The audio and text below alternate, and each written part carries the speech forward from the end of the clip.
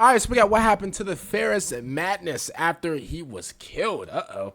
So right to it, let's go. Isn't as quite as much of an ending as it should be in Warhammer 40k. Many people can revive themselves, many are revived by Who is others, this guy, by the way? even the ones that don't really ever come back and still pop up their head here or there. As Primarchs have the biggest, juiciest souls of them all, it's no shocker that when they die, they continue to influence the setting in one way or another. Sanguinius appearing to his sons in visions is one good example. Ferrus Manus is another, arguably more interesting example that we'll go over today. Okay. Before we get started, I'm so excited to finally announce the public release of the Burning Hand of Vengeance. Oh, a snap. model I've been working on all year. First of all, with the same guy I'm who actually made really the excited legendary to announce that This really I is stream my on magnum Twitch. Make sure you guys go opus. follow my Twitch at Undeniably the dopest model of twitch.tv/KingIndy 2024, with not 2 just for Y's at the Majorkill, bottom of the but screen. entire So Warhammer make sure you guys check space. that out. Here is And other than that, man, I just want to say Model thank you features guys, like for 7 all the head support over the bearings, past multiple arm and few months. It's been weapon absolutely, variants, and redonkulous. So standalone thank you so much edition, for that. and the diorama edition. And let's get right The back to diorama it. edition Also, if you features guys have 3 any information slice about marines this and various Ferrus stats to Magnus get person, However, I didn't want to just use let these me know. stunning Like if you guys have like slices any as a other base like plot. extra lore. So I Cause we had all all know 3 of them Majorkill, he posed breaks it and down well maintained enough. But top you guys, man, which you is guys great really since come in the clutch Emperor's with all the children other, were announced as the next Chaos faction context stuff like that. next So I year. really appreciate This you model guys. took so long So yeah. to make because I wanted to make sure it was perfect.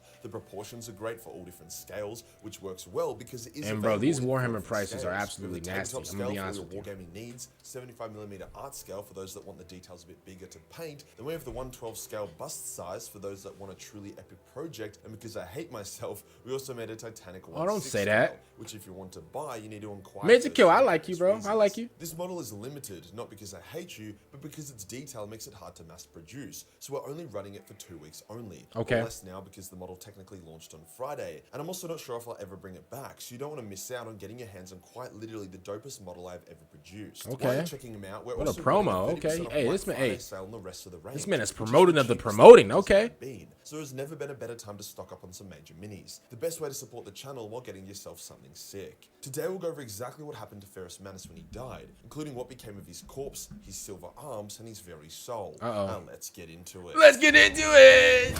Let's go.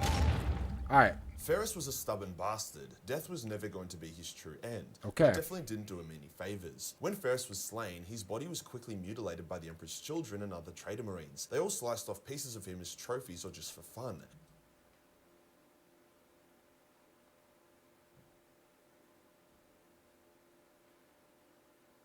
So, like, do we think that this guy right here is like a slice of like Domino's pizza or something like that? Like, is he like a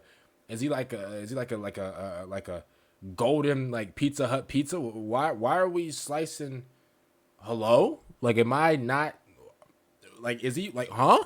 Is bro made out of diamonds or something? Like, bro, what's going on? He was so torn up that he didn't even end up with a corpse per se. Only a few key elements of him remained. His skull was presented to Horus by Fulgrim as a trophy, whilst one of his silver fingers was taken by a word bearer. What the And heck? somehow, one of his entire necrodermis arms was actually retrieved by the Iron Hands and was successfully evacuated from Isfahan. Ferrus was so furious at his own death that the moment of his death created a new powerful demon called the Sapphire King, a demon that would plague the Iron Hands for millennia to come, and even hatched a plan to turn the entire chapter to chaos. Brother, I would do the same thing. You telling me that as soon as I die, y'all cut me up into pieces like this is Thanksgiving pie? Are you serious?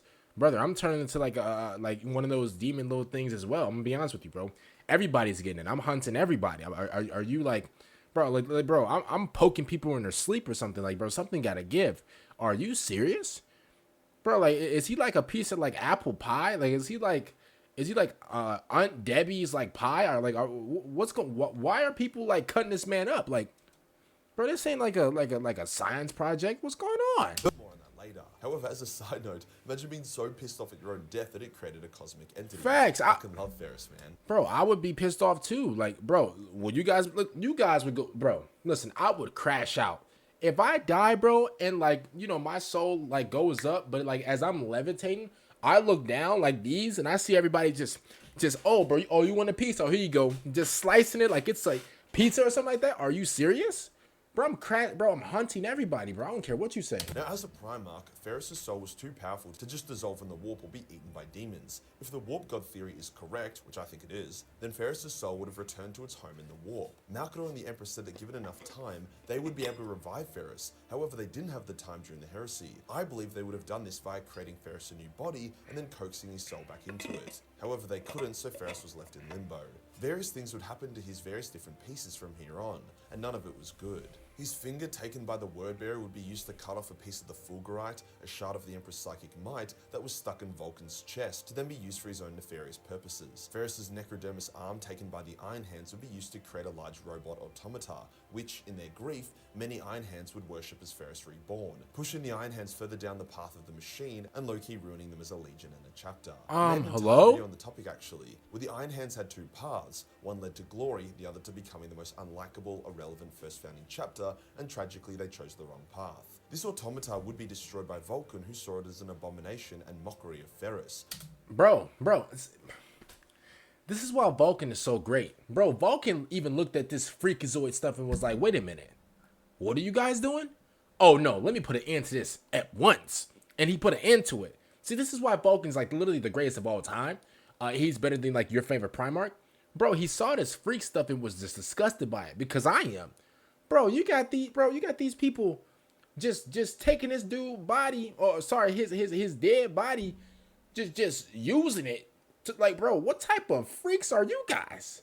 I'm so glad my sweet glorious King Vulcan stepped up, to this abomination. Like, bro, this freakazoid stuff. I'm so, Vulcan, man, I knew I could count on you, bro. You're the GOAT. But the damage to the soul of the Iron Hands Legion remained. Ferrus's skull would remain with Horus over the course of the heresy, with the big bulgy Hardus even using it as his own personal therapist. He literally once said to it, "God damn it, why didn't you join me? I'm left with all the fucking retards and rapists." Now that isn't a one-to-one of what Horus said, but you get the idea. The skull of Ferrus would remain with Horus for the entire heresy. However, upon Horus's death, it would be taken and then given to the Iron Hands. But that isn't all. The blood of Ferrus that was on Fulgrim's sword was given to Fabius Bile in order to clone Ferrus by order of Fulgrim. Now you would think they could have used parts of his corpse for the cloning, however it was so badly torn apart and scattered that the best DNA they had for Ferrus was literally the dried blood on the fucking sword Fulgrim used to cut his head off. Surprisingly, this was enough, and Fabius managed to create robust clones of Ferrus. However, like most Primarch clones, he lacked the special Primarch source, and Fabius also couldn't clone the necrodermis arms of Ferrus, having to just give him gauntlets instead. I'm gonna be honest with you, I love that. I love that, like, even though you can like clone things, I love that like it's not the original thing. You know what I'm saying? I just love that, bro. I just feel like it makes sense. You get what I'm saying? Like if you were to let's say for example, you wanted to clone, let's say like do it like somebody clone like another version of me. I think that if I was standing right here and another clone version of me was standing right here, I think you guys can tell the difference. I'm gonna be honest with you. I think you can tell the difference on bro, you guys can just ask like a Vulcan question and I'll get everything right. Here's the thing though, if I do get everything right, you would know that's not me at all. Listen, you would know, man. Listen, that's not me at all. If I get every single Vulcan question right, if I get every single Warhammer question right, man, that is, a clone. That's not me at all. I'm just keeping it real. I just gotta be honest with you, okay? That's not me at all, okay? If you ask a question and like the clone immediately says, "Oh, okay, that happens in 1505 because Harrison, the Horus heresy did this, and then the G-Man did this." Man, bro, I'll be looking at dude, bro, giving a dude one of these, bro. Like, bro, that's not me at all, bro. That's the clone. That's not me. I would not know that. I'm gonna be honest with you. My clone would definitely be smarter than me. I would say that, so. Something that enraged Fulgrim. Fulgrim would speak to these Ferrus clones over a board game and attempt to corrupt them to chaos. Oh no, but he's a crash out though. Imagine speaking to like a head or whatever. You just got on your table talking about some, "Oh, why didn't you join me?" I'm gonna be honest with you, bro. You are legit a Superman level threat. I'm gonna be honest with you. Or at least make them see his perspective.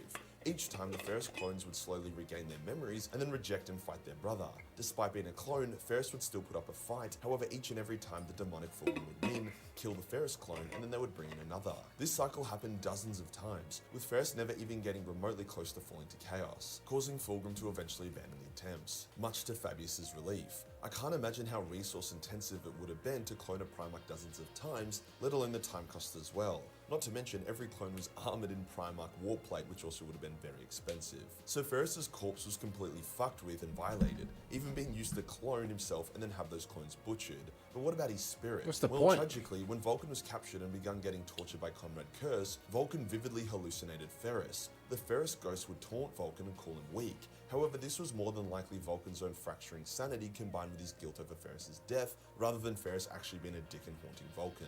Whoa. Yo, listen. Vulcan, bro, you don't have to feel guilty about that, bro. It's not your fault. You know, it's not your fault that, you know, that you had these freakazoid Primarchs, you know, wanted to kill Ferrus and stuff like that, bro. It's not your fault, bro. You know, Ace, my sweet, glorious king, don't ever feel guilty about that.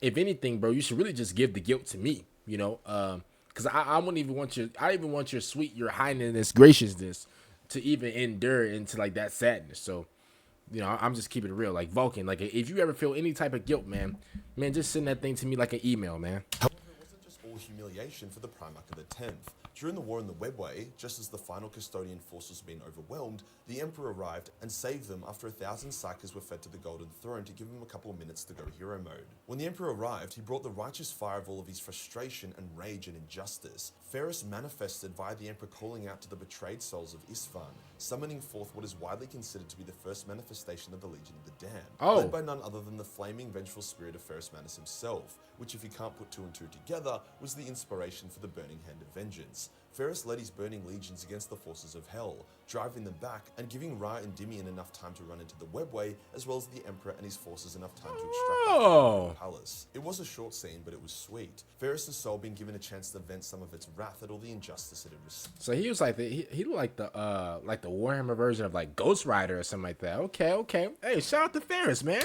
Shout out to him. The last time we see Ferrus in the Heresy, though. As Horus was ascending to become a borderline Chaos God, he wanted to start flexing, so he brought back Ferrus' soul into the material world for a laugh. He then allowed the soul of Ferrus to find Sanguinius and guide him to Horus for their showdown. The thing is, though, this was actually the soul of Ferrus, and he genuinely wanted to help Sanguinius. He wasn't quite himself, though. It's clear that his time spent in death hadn't been kind to him, as he discussed that due to their powerful Primarch souls, death wasn't this sweet release of oblivion for Primarchs, but instead it was its own battle as the demons of the warp tried and failed to devour a Primarch soul. Interestingly, he also discussed how each demon Primarch was technically dead, which adds even more merit to my Primarch warp god theory, which states that when a Primarch becomes a demon prince, their soul is removed and replaced with the essence of the Chaos God.